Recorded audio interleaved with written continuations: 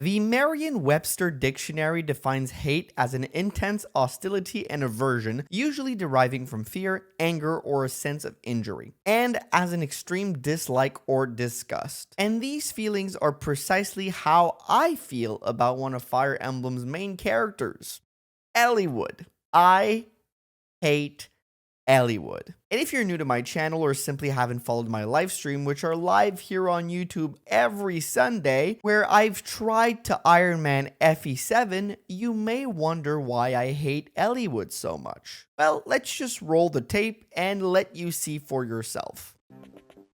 Please dodge. Oh, he's not dodging this. Oh, I should have put somebody in front. Oh. Yep.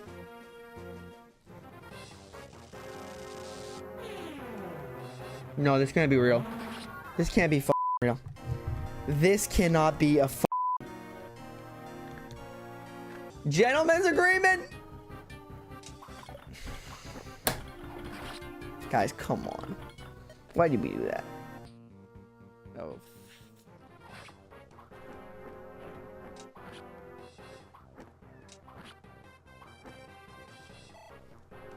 Did I just lose the Iron Man? Oh no, man, I didn't know. Oh!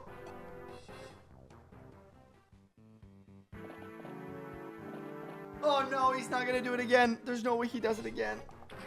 No, I thought it would. Aw, man. Don't double. Do not double. No, I can't. No, no, no!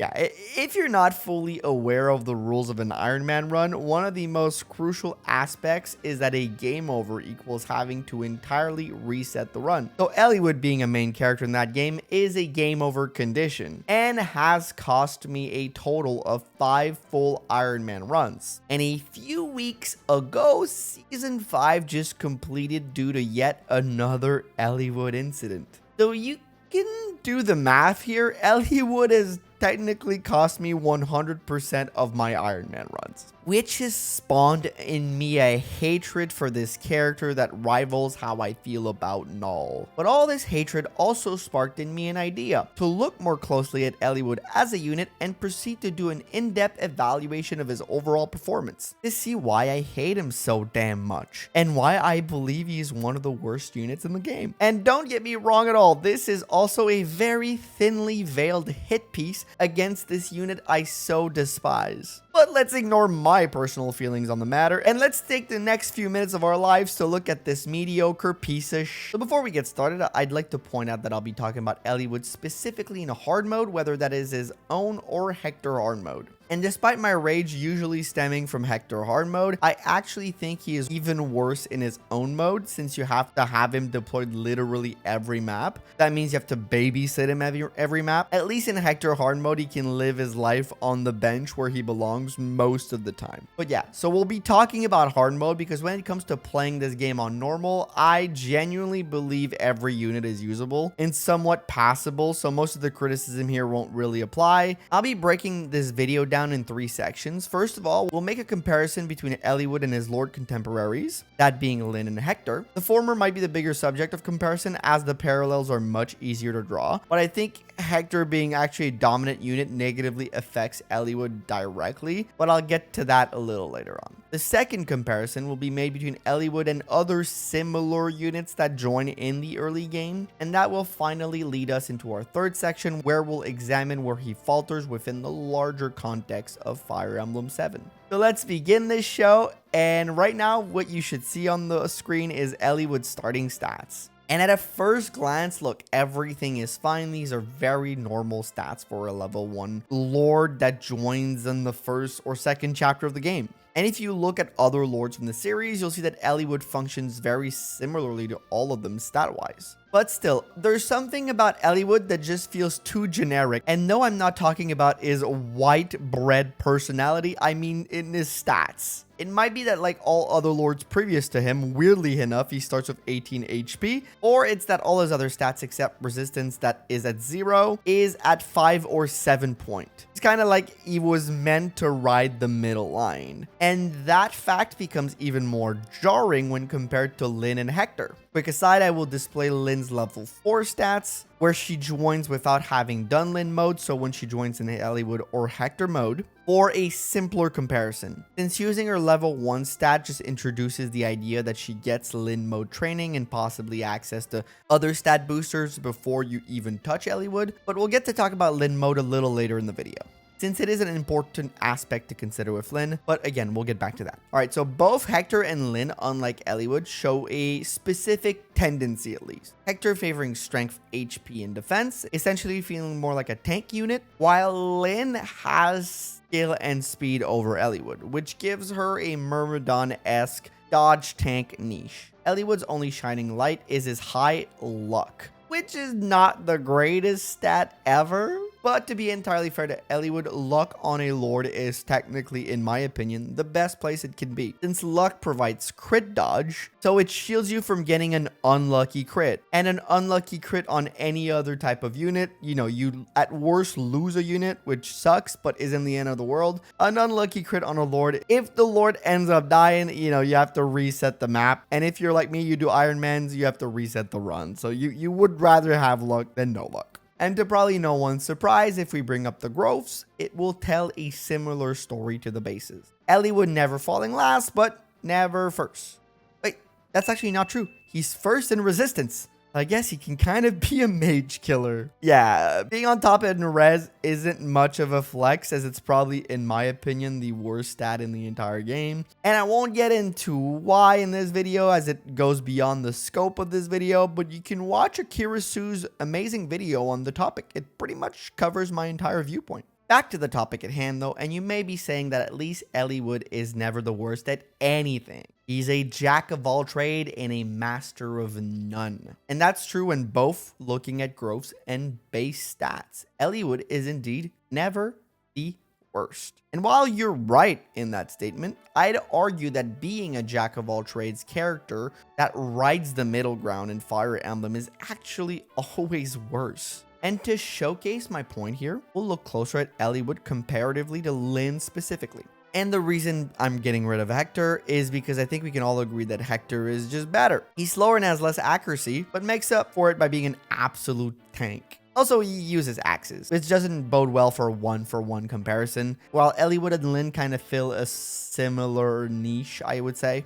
So we'll look at both Lyn and Eliwood at level 10 and level 15. With their most likely expected values, or as a lot of people call them, averages, if you want to call them that. Quick little aside, these stats are just the most likely expected stats based on the growths and not actually a real example, since if you've ever played Fire Emblem, you know that growths can be kind of all over the place, which to the point we're making here is why I personally tend to favor characters with high growths in a couple of select categories, instead of characters that, like Eliwood, kind of toe the middle ground in all categories. Since when you only have 20 to 40 level ups to base yourself on, it's easy to get screwed by a simple coin toss not going your way. So I kind of tend to favor a high growths in those couple of specific stats. That way I'm not assured, but I'm more certain of what I'm gonna get in the unit. And even in the case that you get the expected value, if you look at both Eliwood and Lyn here, something's pretty apparent. Eliwood on paper seems to generally do better than Lyn. He's more dominant in more stats over her, so, you know, discussion closed, right? Well, not really. His stats all still toe that middle line, ranging in between 9 to 11 points at level 10. Basically, his stats become almost an average of his level. Meanwhile, it is true that in terms of plain defense and HP, Eliwood does have a massive advantage comparatively to Lyn, because even though I would say 30% defense growth in FE7 is alright, again, comparatively to other units, you'll have at least half a dozen better defensive options than Eliwood throughout the game, I'd say. And that is because, in my opinion, good bases tend to trump good growths. And that's also kind of the story of FE7, where your later units that you get tend to sometimes replace some of the earlier ones, unless those growths are really high, because guaranteed stats are just more reliable than hoping for really favorable growths. Again, the debate between growths and bases is a long-standing one in Fire Emblem, so I won't fully get into it this video. But if you'd like me to weigh in, leave a comment. I might make a video on that topic if there's an interest out there for that.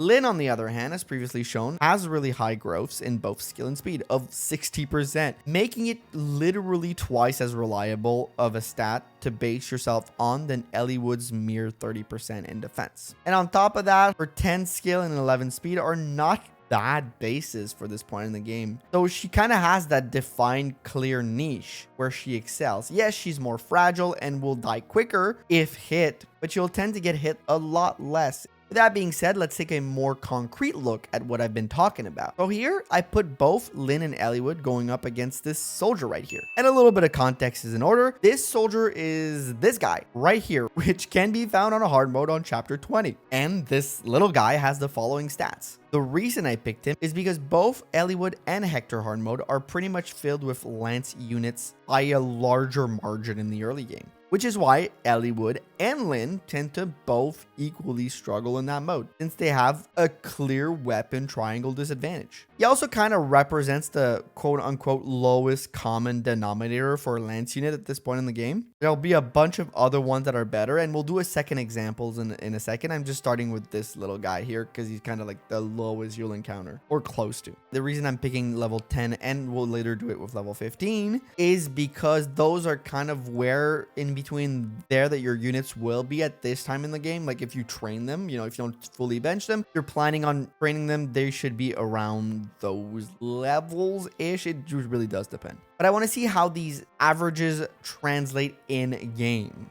Here we'll look at survivability, more particularly how does a level 10 Lyn compare to level 10 Eliwood. And to showcase this example, we'll have two different things to look at. We'll look at survivability on a regular plane with no bonus attached, and on a forest tile where there are defensive bonuses attached to it. The first scenario is pretty self-evident. Most tiles in the game have no bonus attached to them, so fighting on this tile will happen at times, so you can't avoid it. So let's look at how it performs. The second scenario, the forest, is because tiles that provide defense and avoid bonuses tend to be favored to keep units alive or provide some sort of advantages against the enemy. So it's logical to assume that players will want to use them to keep their weaker units alive if they need to. So here, let's start with the normal scenario, and you can see there isn't much of a difference between both Lyn and Eliwood in terms of hit rate. Really, 5 points difference in most circumstances won't matter that much. Eliwood being a little bit more likely to get hit, but by 5 points, it's not that dramatic. But you can see that Eliwood here will die in 3 hits, while Lyn can only take 2. So here I'd say the regular terrain kind of favors Eliwood. But as previously mentioned, with weaker units like these guys, the amount of fighting you will do from this disadvantageous position will be pretty limited, as they are frail, so you'll find yourself more likely fighting from a forest or something along those lines, just to keep them alive if you're going to use them to fight, that is. So let's take a look at those, and at first glance there, once again, isn't much of a difference. It's a 5 points difference. Again, of course, it wouldn't change that much. It just adds 20 avoid. But something important happens here. Lyn's dodge goes below 50%, and Eliwood just stays right above. And if you're wondering why that might be significant, it's because FE8 uses a system for hit rate called 2RN, or true hit. Basically, the number you see is a lie, and every value above has a higher chance of hitting, and every value below is actually lower than what is shown. Here's a chart I got from Serene's Forest website, and you can see that the differences will actually find itself more around a 10% hit difference. So a lot more significant than 5. So Lyn, when fighting from quote-unquote cover, if you can call it that, has a bigger advantage than Eliwood does, generally speaking.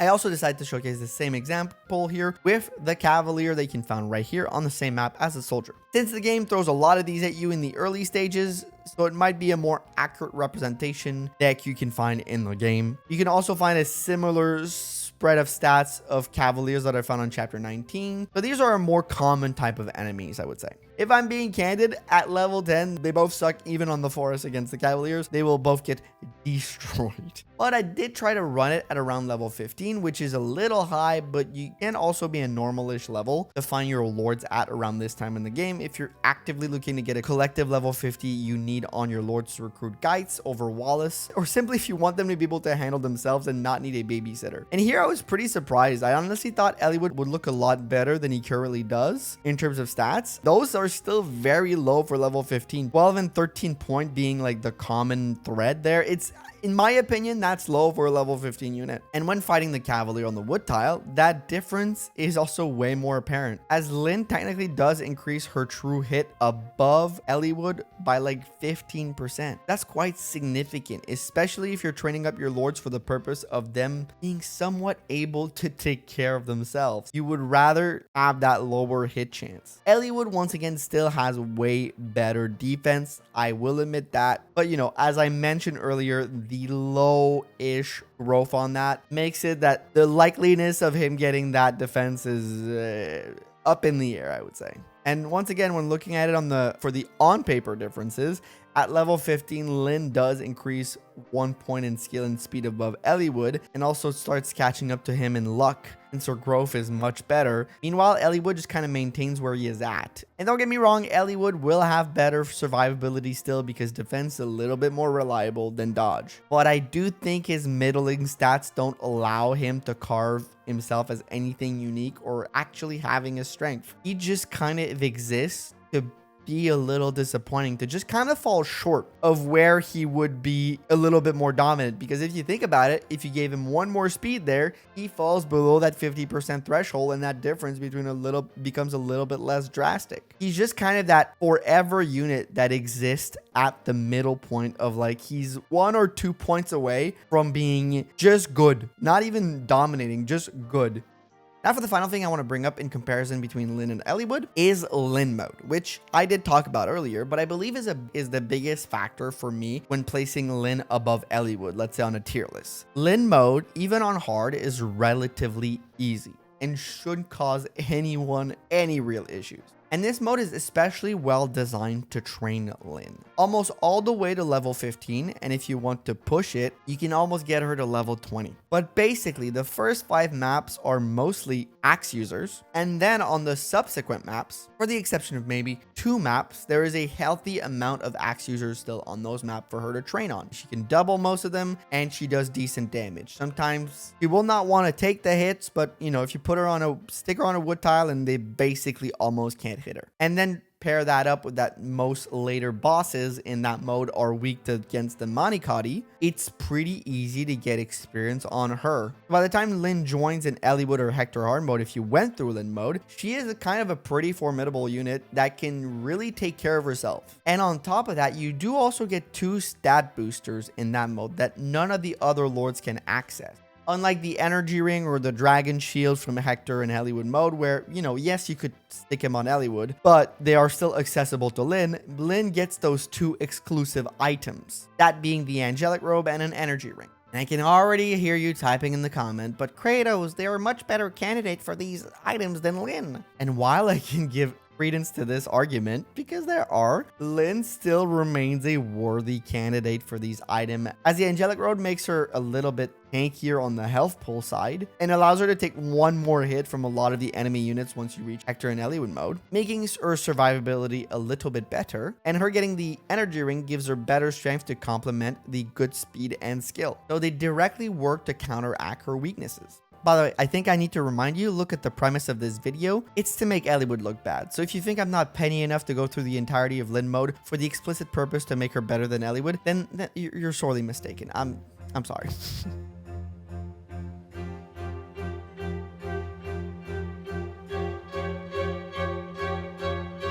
But jokes aside, that can be an actual strategy to simply make Lynn an easier character to deal with on the chapter she gets force deployed later in the game. If you're looking to maybe beat an Iron Man, or maybe just make Lynn be able to be more easier to handle in the early parts of that game mode, going through Lynn mode is a legit strategy you can do to just make her be able to handle herself. And you simply don't get that option for Eliwood. He's kind of just there from the start, and you have to deal with him low base stats and middling growths all together, all at once, with no real real help, and we'll look at that a little bit later in the video. Now, a quick little thing, Eliwood is also force deployed for one more map than Lyn in Hector hard mode. That is if you don't count the early game, of course, before you get Lyn, and that is chapter 21, which is filled with wyvern riders. So in my book, that makes Eliwood just slightly more of a liability than Lyn, and that's just factual. All right, now let's talk about one of Eliwood's redeeming quality, that is his support with Hector. This entire support is usually the only way to make Eliwood a little bit more palatable, and honestly, Lyn doesn't have anything that comes close in terms of support quality. She does have some pretty good support, but nothing that really does amplify her as much as Hector amplifies Eliwood. So this support can be built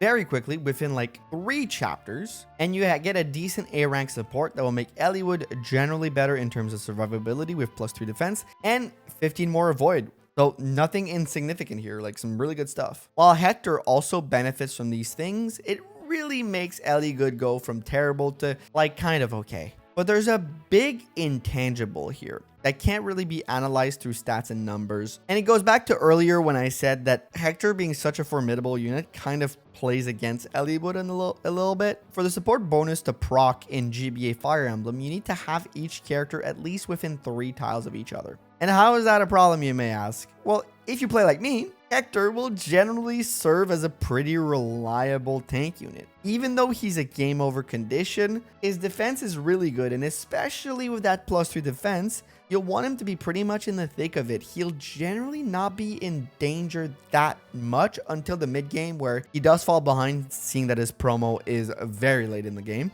But for the early portions of the game, I find him pretty reliable. And on the side of Eliwood, even with that +3 defense, while being better, he can still be found struggling to take too many hits, especially with the large disproportionate amount of lance units in Hector hard mode. And having him right up there in the middle of the action can cause, well, unfortunate scenarios.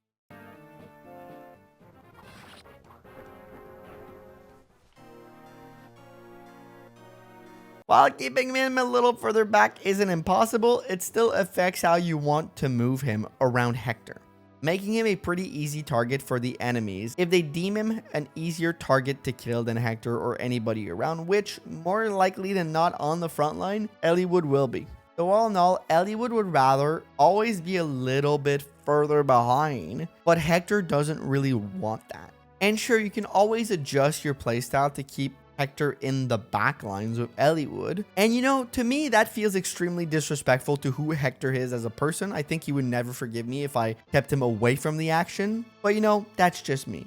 And honestly, you'd also miss out on a pretty potent frontliner to help Oswin and Marcus out a little bit. So with all that being said, I genuinely think Eliwood might have a case for being the worst of the 3 Lord. At least before you get the pitchforks out in the comment, in my opinion. And I'm sure someone will say that I'm super wrong, but I would hold off on that comment if I were you, because I got more trash talking to do about Eliwood. So just wait and do it at the end. Trash talk me at the end, please, okay? But you know, it's in your power to call me an idiot, okay? I just really don't like Eliwood.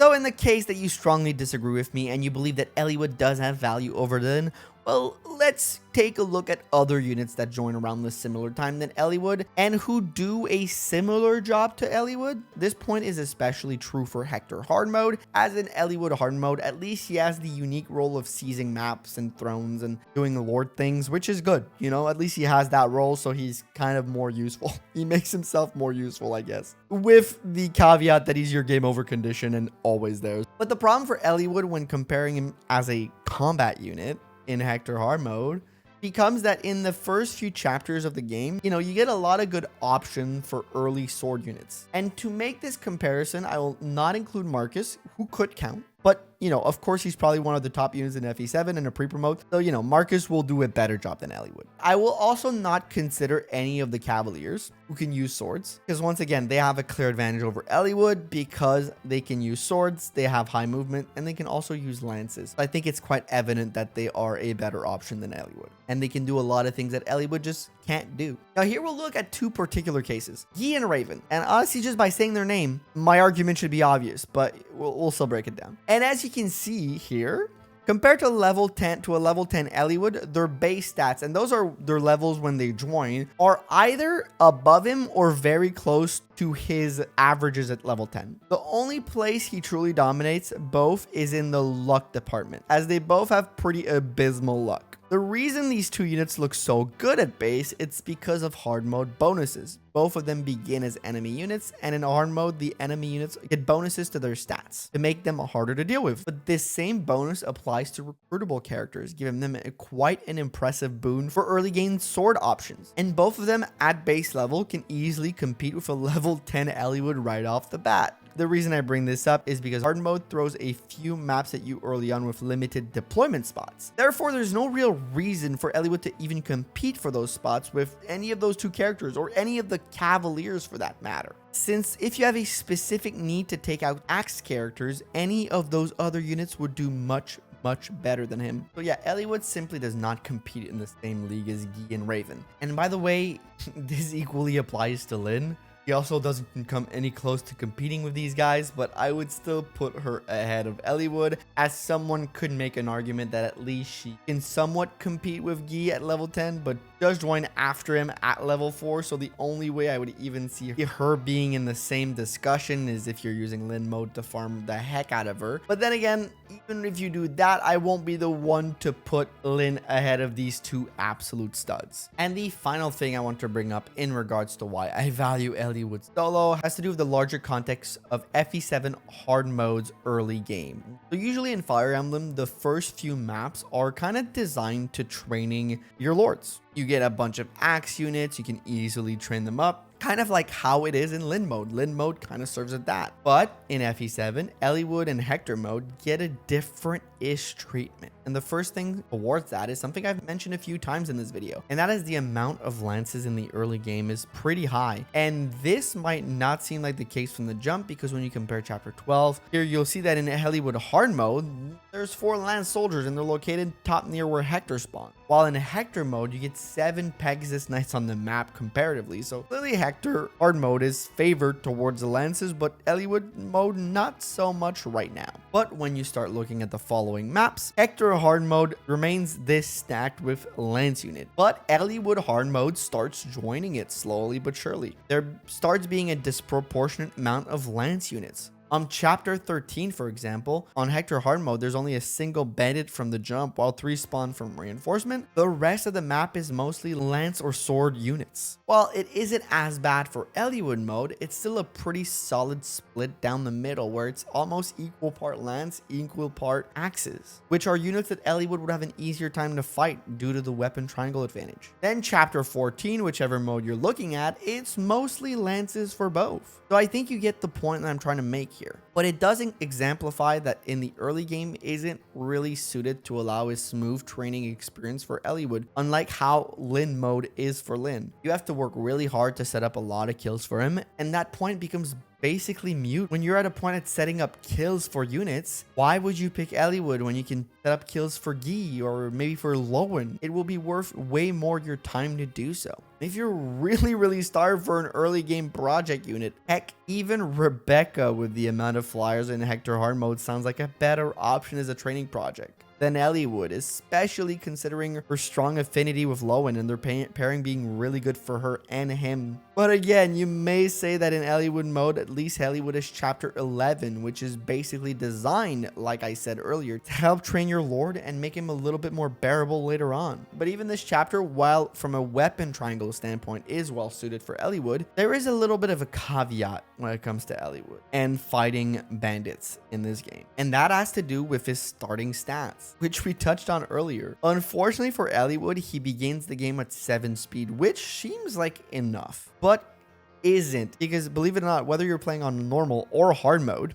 Eliwood doesn't even double the early game band, since they all have between 5 and 6 base speed. So that means while it's pretty simple and easy for Eliwood to leave this map with a few levels under his belt, it still signals something pretty bad in terms of speed against traditionally low speed units. Luckily for him, when looking at the bandit's speed throughout the next few chapters, on Eliwood hard mode that is, it remains at 5 to 6. So he'll be able to catch up at some point. Unluckily, as previously touched on, the number of said bandits will only dwindle going forward. Those one favorable matchup slowly starts disappearing, and other units going forward, save the soldier units because those are really bad, will have similar to higher speed than the bandits. Meaning that Eliwood, well, even in his own mode, will not do a lot of doubling. And of course, it gets worse in Hector hard mode. If we look once again at chapter 12, where Eliwood joins on this mode, the bandits there, which once again are the logical training choice for Eliwood, they begin with an even higher base speed of 5 to 8. So that just means this training arc got even more arduous, since Hector hard mode has even less axe-based units for Eliwood to potentially train on in the early game. The reason I'm presenting all of this is to showcase how Eliwood doesn't even get a chance to benefit from his own early game to train. From the get-go of the game, he's kind of relegated to a unit that needs to be babysat. And as we saw earlier with the way his stats usually tend to fall, it's not like that babysitting pays off. It just leads to you getting a mediocre middling unit that doesn't do anything terribly, but doesn't do anything great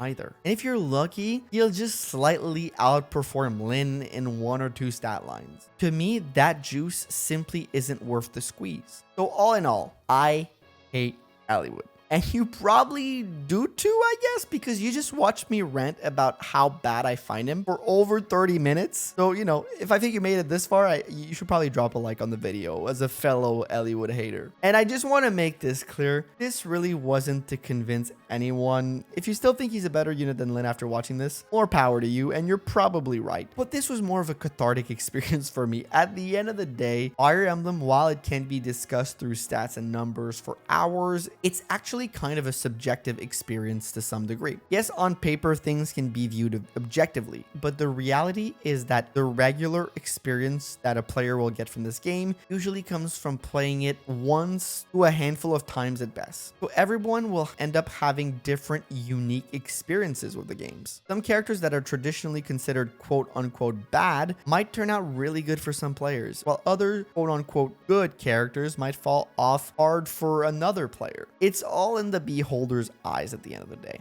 The idea that one unit is good and one is bad, despite my last 30 plus minutes of this video, is kind of all a little bit of a lie, because at the end of the day, you'll have favorite units that will tend to not necessarily be based in any other fact than this unit was good in my past 3 runs for me. Or you simply got attached to a unit as a kid, and nowadays you just run him all the time because you've had a favorable experience with it. So at the end of the day, if this video can teach you anything, is that next time someone says Rebecca is the best unit in Fire Emblem, don't yell at them, just try to see from what perspective they might be coming from. With all that being said, I think there's one universal truth that can be grasped from this video: Eliwood sucks ass. Thank you all for watching this video. I hope you guys enjoyed. I know it had been a while since I last posted, but do not worry, there will be more solo runs coming in the future and other types of Fire Emblem videos, even some of this kind. I got a lot of plans, but I've been really busy this summer, so thank you for being patient with me. Don't forget to like my video, and don't forget to check out the join button below to become a member. Members get these videos 1 full day in advance, so join at the first tier of membership to get these videos a little bit earlier. And on the topic of members, thank you to all my members, and I'd like to thank our tier 2 and 3 members: Brawler 456, Forgotten Fox, Equipma Gameplays, Irame, Case, Iron Wolf, No, Stylish, and Rogue Arcadia. Thank you all for the support, and thank you for everyone watching the video. Hopefully you guys have a great rest of your day, and I'll see you guys in the next one. Bye-bye.